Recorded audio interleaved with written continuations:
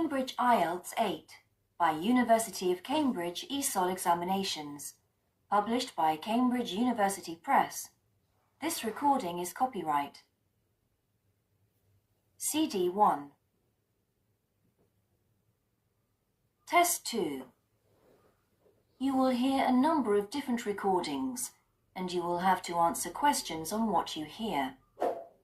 There will be time for you to read the instructions and questions, and you will have a chance to check your work.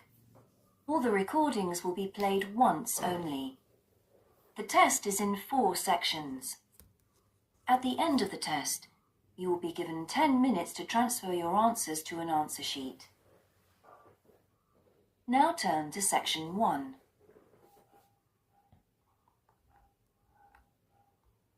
Section 1. You will hear a conversation between a representative of an insurance company and a customer. First, you have some time to look at questions 1 to 3.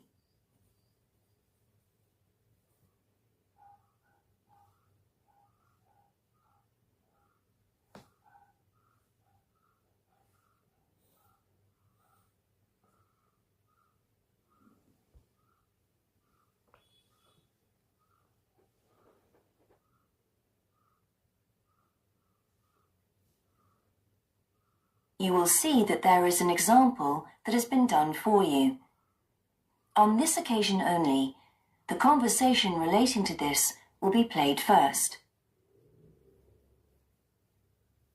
Good morning, Total Insurance. Judy speaking. How may I help you? I recently shipped my belongings from overseas back here to Australia, and I took out insurance with your company. Some items were damaged during the move, so I need to make a claim. What do I have to do? Okay, well, first I need to get a few details about this. Can you give me your name, please? Yes, it's Michael Alexander. The man's name is Michael Alexander, so Michael Alexander has been written in the space. Now we shall begin. You should answer the questions as you listen, because you will not hear the recording a second time. Listen carefully and answer questions 1 to 3. Good morning, Total Insurance. Judy speaking. How may I help you? I recently shipped my belongings from overseas back here to Australia, and I took out insurance with your company. Some items were damaged during the move, so I need to make a claim. What do I have to do? Okay, well, first I need to get a few details about this. Can you give me your name, please? Yes, it's Michael Alexander. Okay, and your address, please? My old address or my current one? Your current one. It's 24 Manly Street, Milperra, near Sydney. What was the suburb, sorry? Milperra. Milperra. Right. Now, who was the shipping agent, Mr. Alexander? You mean the company we used? Yes, the company who packed everything up at the point of origin. Oh, it was, First Class Movers. Okay. Where were the goods shipped from? China, but the ship came via Singapore and was there for about a week. Don't worry, all of that information will be in the documentation. Now, the dates. Do you know when the ship arrived? It left on the 11th of October and got to Sydney on the 28th of November. Okay. I need one more thing. There's a reference number. It should be in the top right-hand corner of the pink form they gave you. Let me have a look. I have so many papers. Yes, here it is. It's 601 ACK. Thanks. Before you hear the rest of the conversation, you have some time to look at questions 4 to 10.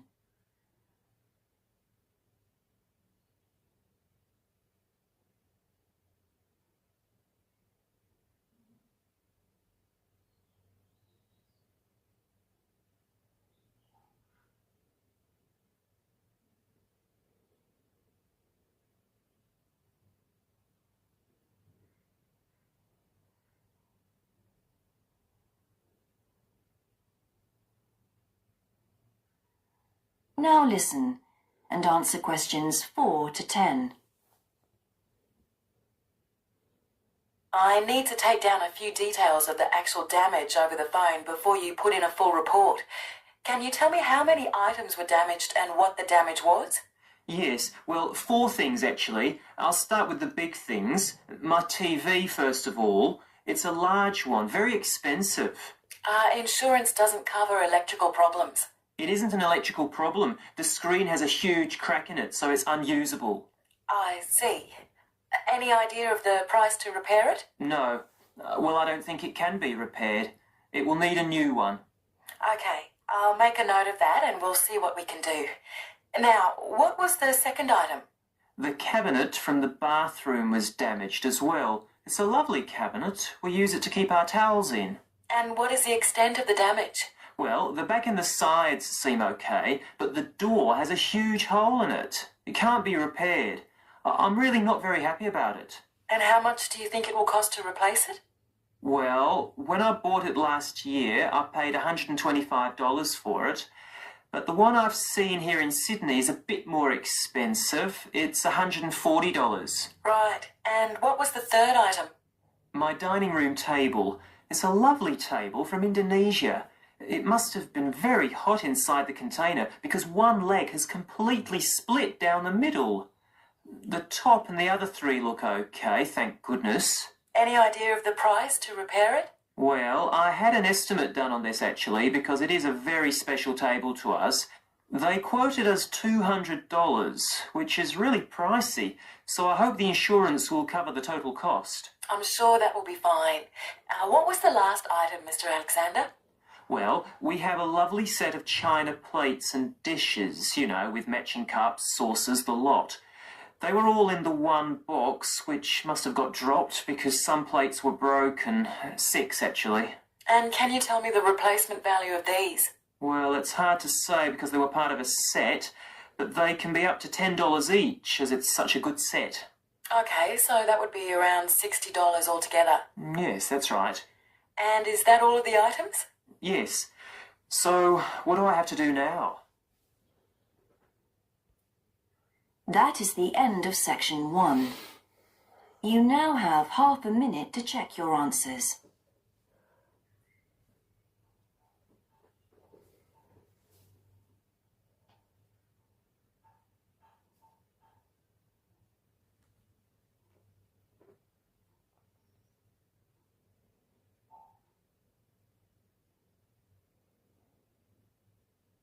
Now turn to section 2.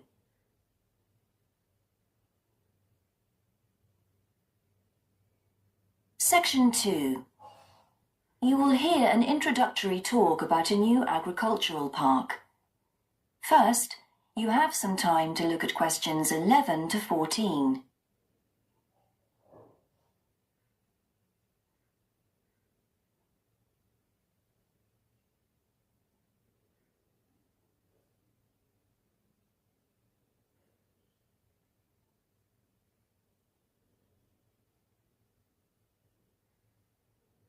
Now listen carefully and answer questions 11 to 14. Welcome to Greenvale Agricultural Park. As you know, we've only been open a week, so you're amongst our first visitors. We have lots of fascinating indoor and outdoor exhibits on our huge complex, spreading hundreds of hectares. Our remit is to give educational opportunities to the wider public, as well as to offer research sites for a wide variety of agriculturists and other scientists. Let's start by seeing what there is to do. As you can see here on our giant wall plan, we're now situated in the reception block here. As you walk out of the main door into the park, there's a path you can follow. If you follow this route, you'll immediately come into the rare breeds section, where we keep a wide variety of animals, which I shall be telling you a little more about later. And next to this, moving east, is the large grazing area for the rare breeds.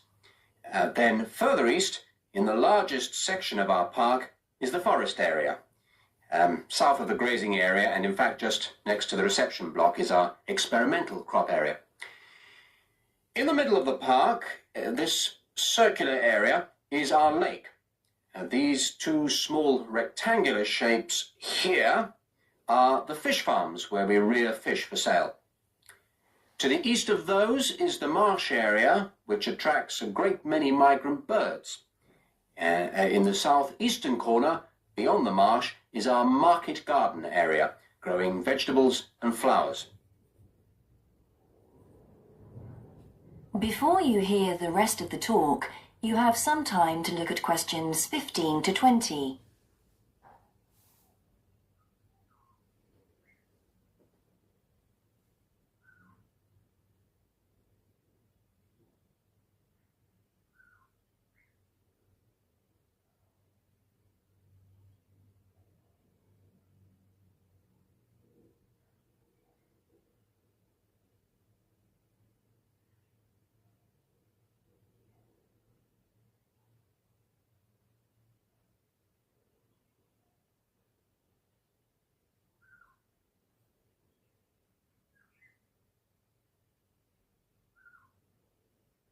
Now listen and answer questions 15 to 20.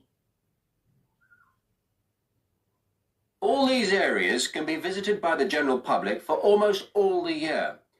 Although, please take note of the large signs at the entrance to each area, which tell you when certain areas are being used for particular controlled experiments and are therefore temporarily out of bounds to the public.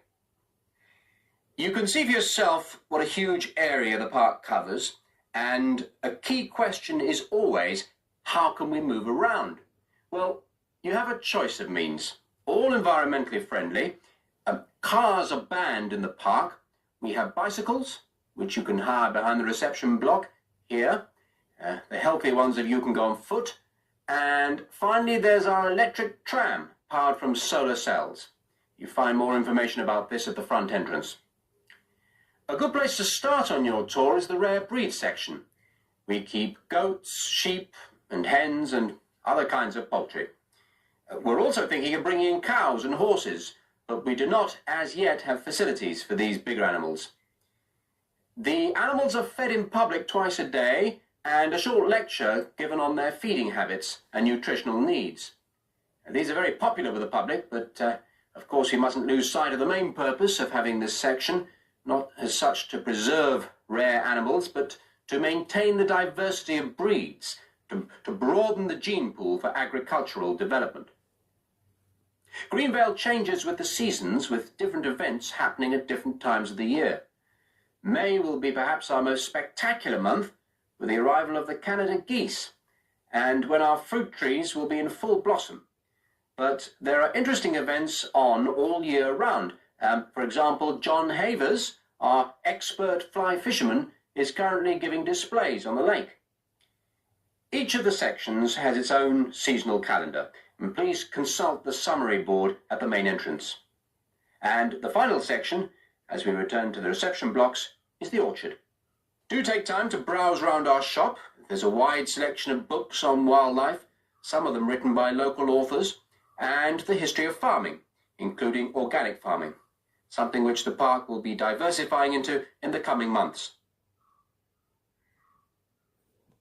That is the end of section 2. You now have half a minute to check your answers.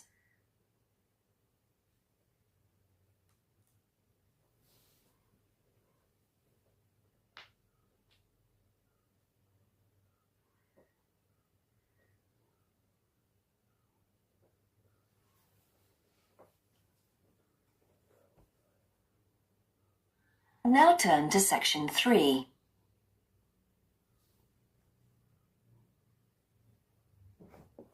Section 3. You will hear part of a seminar in which a researcher called Grant Freeman discusses his work on Australian honeybees with a group of students.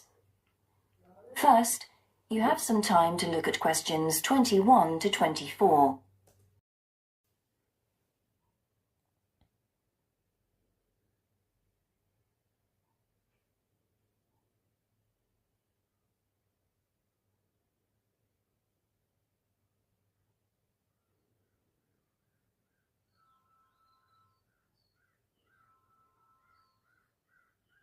Now listen carefully and answer questions 21 to 24. Good morning, everyone. In today's seminar, Grant Freeman, a biologist who specialises in identifying insects and who works for the Australian Quarantine Service, has come to talk to us about his current research work. Right, well, over to you, Grant. Good morning, everyone. I'm sure that you know that the Quarantine Service regulates all food brought into Australia. Well, obviously they want to protect Australia from diseases that might come in with imported goods, but they also want to prevent insect pests from being introduced into the country, and that's where I have a part to play. Anyway, my current research involves trying to find a particular type of bee, the Asian honeybee, and finding out whether there are any of them around in various states of Australia. We discovered a few of them in Queensland once and eradicated them. Now we're pretty keen to make sure that there aren't any more getting in, particularly to New South Wales and other states. What's wrong with Asian honeybees? Are they so different from Australian bees? Well, in fact, they look almost the same, but they are infested with mites, microscopic creatures which live on them, and which can seriously damage our own homegrown bees, or could even wipe them out. Well, what would happen if Australian bees died out? Well, the honey from Australian bees is of excellent quality, much better than the stuff the Asian bees produce. In fact, Australia exports native queen bees to a large number of countries because of this. When the European honeybee was first discovered out in the bush, we found they made really unpleasant honey, and they were also too big to pollinate many of our native flowers here in Australia. That must have had a devastating effect on the natural flora. Did you lose any species? No, we managed to get them under control before that happened. But if Asian bees got in, there could be other consequences. We could lose a lot of money because, you might not be aware, but it's estimated that native bees' pollination of flower and vegetable crops is worth $1.2 billion a year. So in a way, they're the farmer's friend. Oh, and another thing is, if you're stung by an Asian honeybee, it can produce an allergic reaction in some people, so they're much more dangerous than native bees. Before you hear the rest of the seminar, you have some time to look at questions 25 to 30.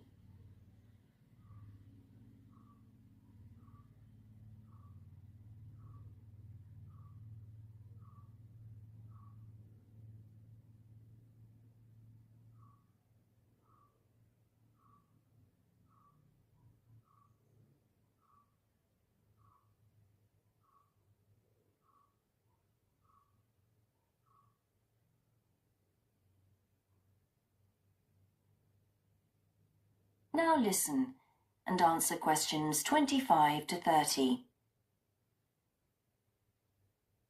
How will you know if Asian bees have entered Australia? We're looking at the diet of the bird called the rainbow bee-eater. The bee-eater doesn't care what it eats as long as they're insects. But the interesting thing about this bird is that we are able to analyse exactly what it eats, and that's really helpful if we're looking for introduced insects. How come? Because insects have their skeletons outside their bodies, so the bee-eaters digest the meat from the inside. Then they bring up all the indigestible bits of skeleton, and of course the wings, in a pellet, a small ball of waste material which they cough up. That sounds a bit unpleasant. So how do you go about it? In the field, we track down the bee-eaters and find their favourite feeding spots, the places where the birds usually feed. It's here that we can find the pellets. We collect them up and take them back to the laboratory to examine the contents. How do you do that? The pellets are really hard, especially if they've been out in the sun for a few days. So, first of all, we treat them by adding water to moisten them and make them softer. Then we pull them apart under the microscope. Everything's all scrunched up, but we're looking for wings, so we just pull them all out and straighten them. Then we identify them to see if we can find any Asian bee wings. And how many have you found? So far, our research shows that Asian bees have not entered Australia in any number. It's a good result and much more reliable than trying to find live ones as evidence of introduced insects. Well, that's fascinating. Thank you, Grant, for those insights. I hope that you might inspire some of our students here to conduct some similar experiments.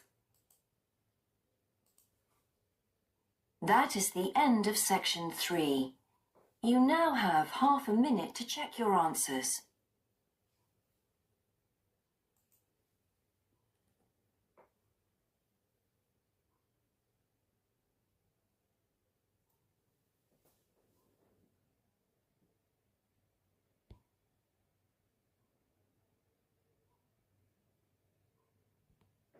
Now turn to section 4.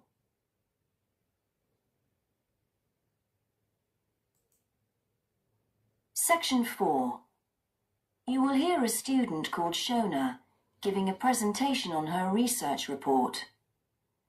First, you have some time to look at questions 31 to 40.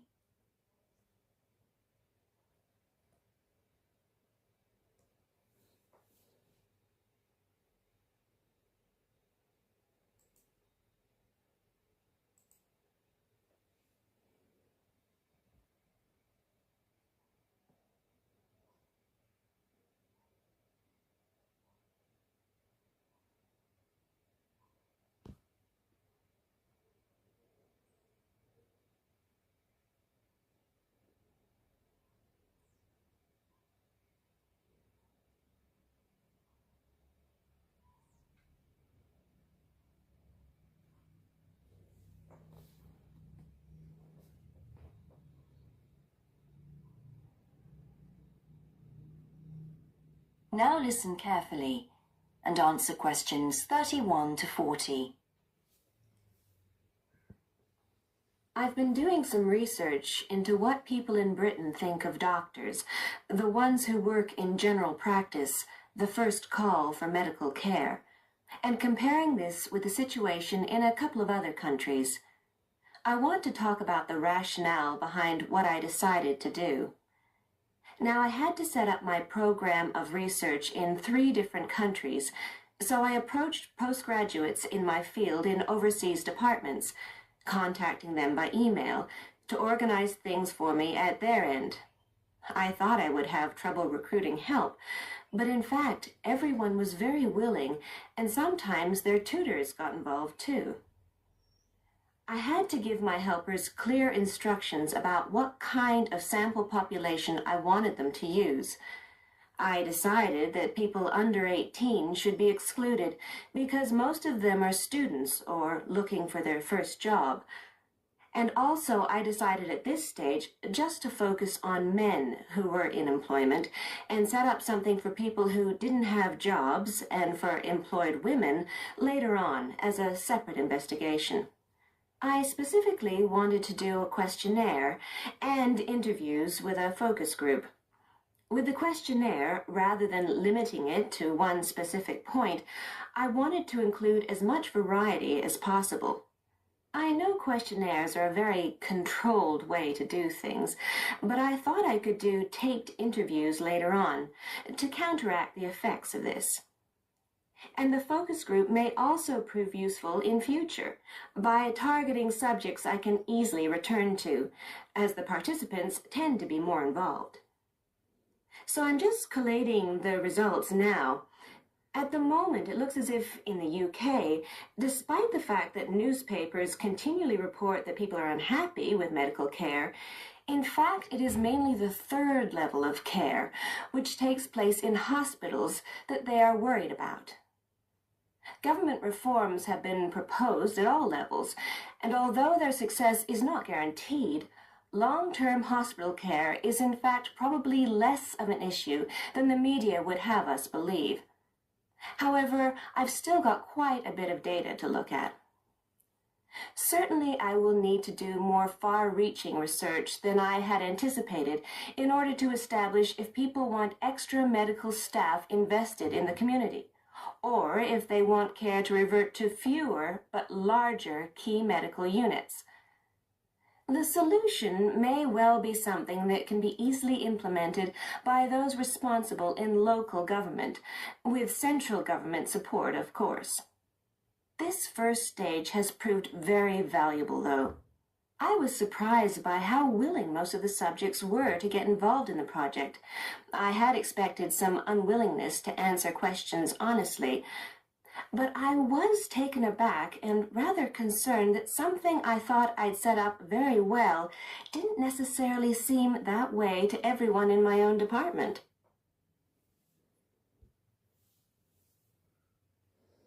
I thought you might also be interested in some of the problems I encountered in collecting my data. There were odd cases that threw me.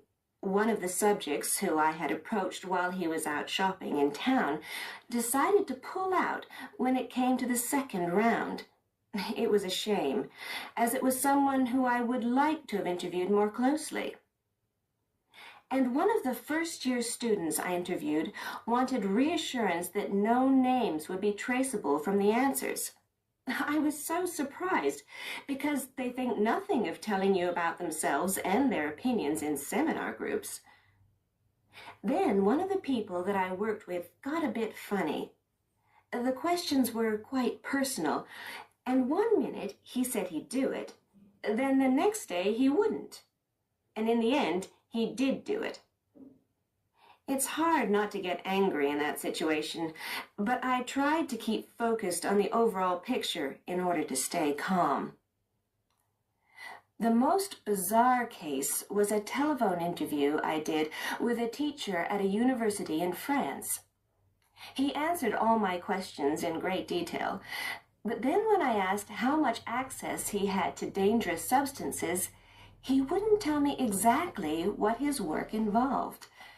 It was a real eye-opener. That is the end of section 4. You now have half a minute to check your answers.